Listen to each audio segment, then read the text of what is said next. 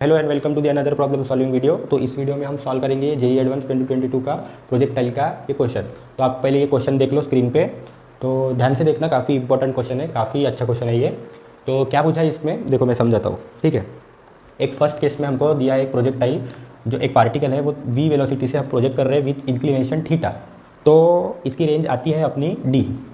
ठीक है, ये टोटल रेंज आती है डी। बट ये डी कब रेंज आती है, जब यहाँ पे एक्सेलरेशन ड्यू टू ग्रेविटी, ठीक है, ये जो बीच का पार्ट होगा ना d/2 और ये d/2, तो मतलब सारे सारे रीजन में जब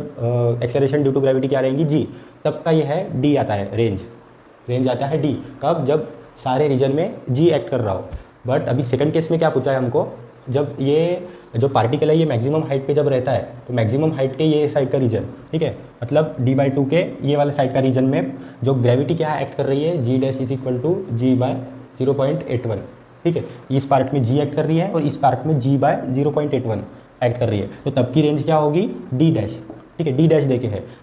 जब सारे पार्ट में जी एक्ट कर रहा है तो रेंज है डी, जब आधे पार्ट में g/0.81 एक्ट कर रहा है तो रेंज है डी डैश। और हमको इसका रिलेशन देखे D dash is equal to N times of D, तो हमको फाइंड आउट करनी है एन की वैल्यू। तो ठीक है, अभी कैसे फाइंड आउट करना है देखो, ठीक है, क्वेश्चन समझ गया, तो मैं इसको ऊपर लिख ले लाऊँ कि क्या दिया है और क्या नहीं। तो देखो हमको क्या दिया है, g dash is equal to g/0.81 और हमको क्या निकालना है, d dash is equal to N times of d, n हमको निकालना है, ठीक है। अभी मुझे बताओ डिनोमिनेटर ये जो है, ठीक है, 1 से छोटा है, मतलब फ्रैक्शन क्या होगा, 1 से बड़ा। तो मतलब यहाँ पे जी है, यहाँ पे इस रीजन में जी एक्ट कर रहा है, तो यहाँ पे क्या होगा, जी से ज़्यादा ग्रेविटी एक्ट करेंगी। अभी जी से ज़्यादा ग्रेविटी एक्ट करेंगी मतलब यहाँ पे जो ग्रेविटेशनल फोर्स है इस रीजन में इससे ज़्यादा है, तो इससे ज़्यादा है ग्रेविटेशनल फोर्स, तो ये इसके मुकाबले और ज़्यादा खींचेगा बॉडी को। तो ये जो बॉडी का जो कर्व है, ये ओरिजिनल वाला जी का कर्व था, तो इससे ज़्यादा अभी खींचेगा, तो ये जो कर्व है और बेंड हो जाएगा इसके अक्रॉस, ठीक है, समझ गया। तो अभी जो नेक्स्ट रेंज क्या होगी, ये वाली, ओरिजिनल ये वाली थी, मतलब इधर से लेकर इधर तक डी थी। अभी नेक्स्ट वाले रीजन में क्या है, यहाँ पे जी है और यहाँ पे g/0.81 है, यहाँ पे डी डैश है, तो हमको उस दोनों का रिलेशन निकालना है। तो ये वाला रीजन तो क्या होगा, d/2, ठीक है, क्योंकि इसमें जी एक्ट कर रहा है। बट इसमें क्या होगा, हमको x कंसिडर करते हैं, ठीक है, यहाँ पे x कंसिडर करते हैं, पर यहाँ पे g कितना है, g/0.81। तो अभी मुझे हाइट तो मैक्सिमम हाइट सेम ही रहेंगी, ठीक है। अभी मुझे बताओ ये जो प्रोजेक्टाइल है इसकी अपने को तो रेंज निकालनी आ ही जाएंगी, आपको ये फार्मूला तो पता ही होगा, ठीक है, पढ़ाई करते होंगे तो आप। ये वाला प्रोजेक्टाइल पता है ना, u, और ये जो है रेंज, और ये है मैक्सिमम हाइट, तो इसमें रेंज का फार्मूला क्या होगा, u इंटू √2h/g, ठीक है। अभी इसमें इसमें इसके अकॉर्डिंग हमको क्या क्या क्या देखे हैं, अभी देखो यहाँ पे u नहीं डालना है, इसमें टॉप पे वेलोसिटी क्या होती है, सब में हॉरिजॉन्टल वेलोसिटी क्या रहती है, u cos थीटा कांस्टेंट रहती है। तो इसकी जगह हमको अभी x फाइंड आउट करना है, तो अभी d डैश क्या होगा यहाँ से, ठीक है, पहले वाला ये वाली जो टोटल थी d थी, अभी d डैश क्या है, ये वाला मतलब d/2 प्लस एक्स, मतलब d/2 plus x, d/2 plus x, मतलब हमको x की वैल्यू फाइंड आउट करनी पड़ेगी। तो x क्या है, ये वाली रेंज, मतलब ये फार्मूले से, तो ये फार्मूले में पुट करने को हमको क्या चाहिए, u, मतलब u cos थीटा। इसको v मत पकड़ो, एक काम करो तो u से, क्योंकि मेरे मुंह से बार बार u ही निकल रहा है, फिर आप v में और u में कंफ्यूज हो जाओगे, ठीक है। u cos थीटा √2h/g, तो h क्या होता है मैक्सिमम हाइट में, ठीक है, ये जो ओरिजिनल से लेना है पर h हमको, तो ओरिजिनल से h क्या आ जाएगा अपना, u² sin² थीटा/2g, ठीक है, यहाँ से यहाँ तक जा रहा है ना, तो मतलब मैक्सिमम हाइट अटेंड कर रहा है, पर कौन सी ग्रेविटी में, g में, तो इसलिए हमने यहाँ पे g लिया, g डैश नहीं लिया, ठीक है। तो अभी यहाँ पे क्या डालना पड़ेगा, यहाँ पे अपने को h में ये वाला फार्मूला, बट ये जो है ये g कौन सा है, रेंज में ये वाली रेंज हम कैलकुलेट कर रहे हैं, तो g कौन सा आना चाहिए, g डैश वाला, क्योंकि यहाँ पे g से मतलब इसके मुकाबले यहाँ पे g बड़ा है और ये वाला g चेंज हो रहा है, तो ये वाला g कौन सा आना चाहिए, g डैश, मतलब यहाँ पे g डैश चाहिए,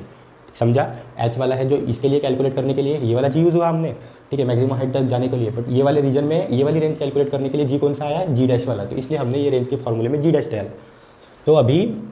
2 इंटू h क्या है, u² sin² थीटा/2 ओरिजिनल वाला g, u² sin² थीटा/ओरिजिनल वाला 2g इंटू जी डैश क्या है, g/0.81, मतलब g/0.81, ठीक है। ये दिख रहा है क्या, ठीक है, दिख रहा है, तो दिख रहा है ये,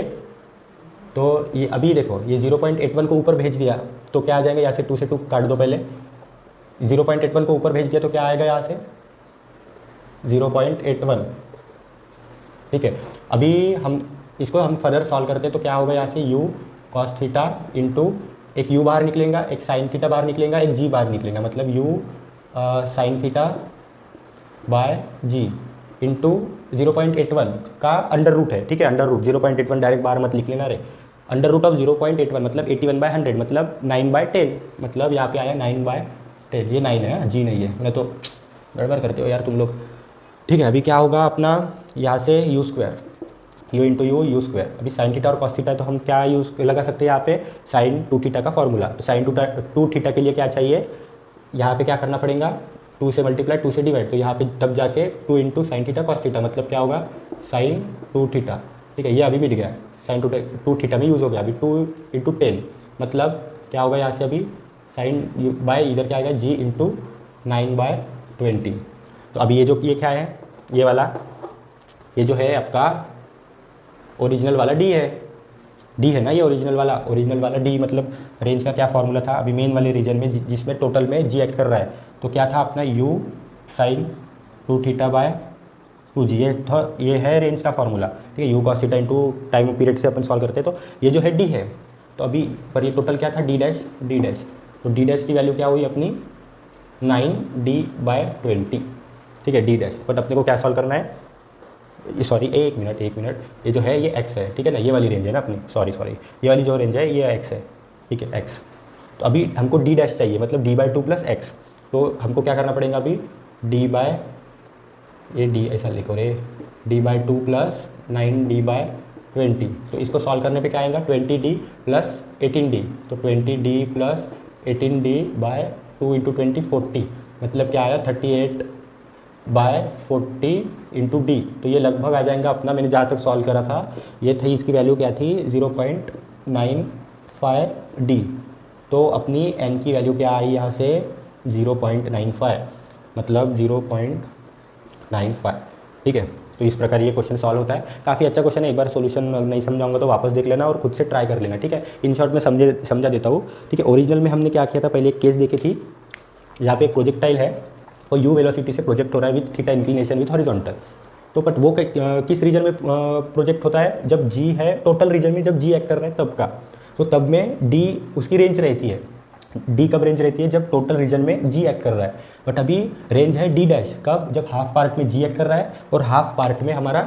g डैश एक्ट कर रहा है, जिसकी वैल्यू है g/0.81। तो इसके फिर हमने दोनों को सॉल्व किया, वो और बेंड हो जाएगा, तो हमने x की रेंज निकाली उसकी, तो x की रेंज आई हमारे ये वाले फॉर्मूले से, तो x की हमने रेंज निकाली यहाँ से, तो फिर हमने x दिया और d/2 तो सेम ही रहेगा, मतलब d/2 प्लस x क्या होगा अपना नया वाला रेंज, मतलब d डैश, तो d डैश आया अपना d/2 प्लस x, तो x की वैल्यू इधर से निकाली थी हमने ये वाले फॉर्मूले से, तो x की ये वैल्यू इधर डाली अपन ने, तो d के टर्म्स में आई, तो d/2 प्लस 9d/20, इसको फर्दर सॉल्व किया तो 38d/40 and that is 0.95d, तो अपना आंसर क्या आएगा 0.95d, मतलब n की वैल्यू क्या आई अपनी 0.95। तो काफ़ी कम बच्चों ने ये क्वेश्चन सॉल्व किया था तब पेपर में। तो इसी प्रकार हम वीडियो स्टॉप करते हैं, तो ऐसे ही कंटेंट आएगा और क्वेश्चंस लेंगे हम, ठीक है। तो तब तक के लिए मिलते हैं, पढ़ाई करते रहिए एंड चैनल सब्सक्राइब कर देना यार, हाँ ठीक है।